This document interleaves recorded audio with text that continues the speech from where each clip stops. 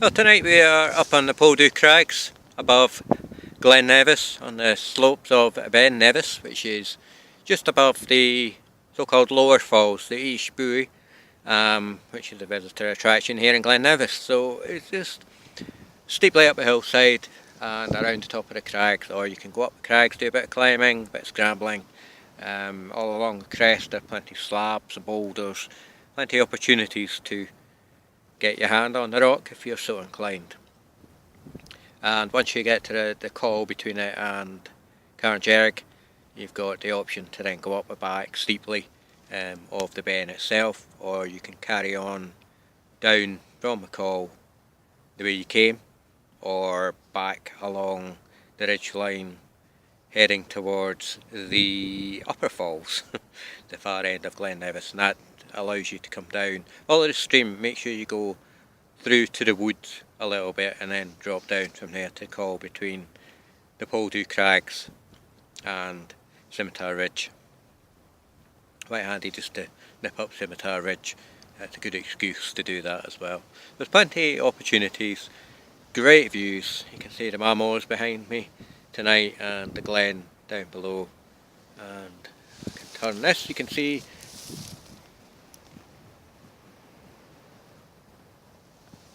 the slabs just as they lie above.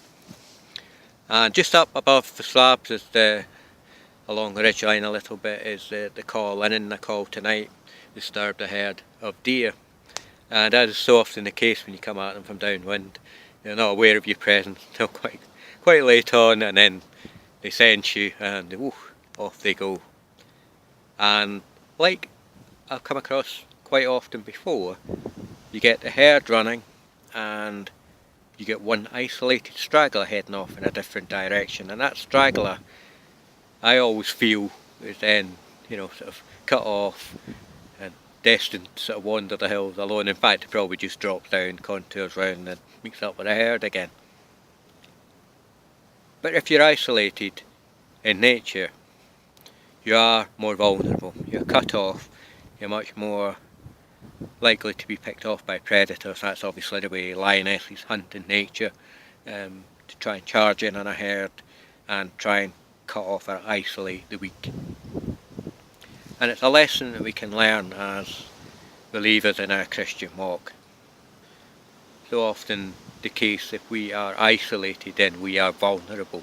We're cut off and we're much easier to pick off, in the sense that we are spiritually weak. We're never meant to be isolated, we're never meant to be alone.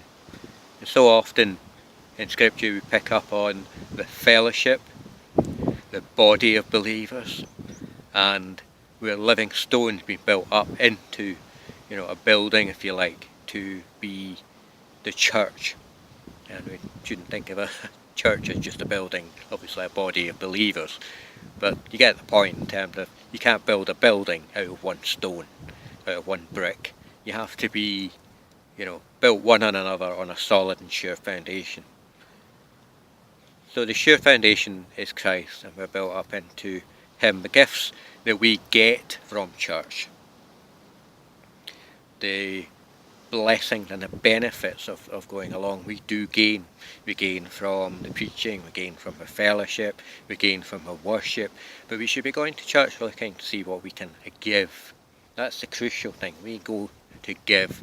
We go to give our service, we go to give our worship, we go to give our fellowship, our encouragement, to use the gifts that we have, not for our glory but for His glory. Paul is very strong on trying to make sure that we use our gifts, that each of us in conjunction with the other are able to build each other up into the fullness of Christ. That is our aim, to be built up into the fullness of a likeness of what Jesus is like.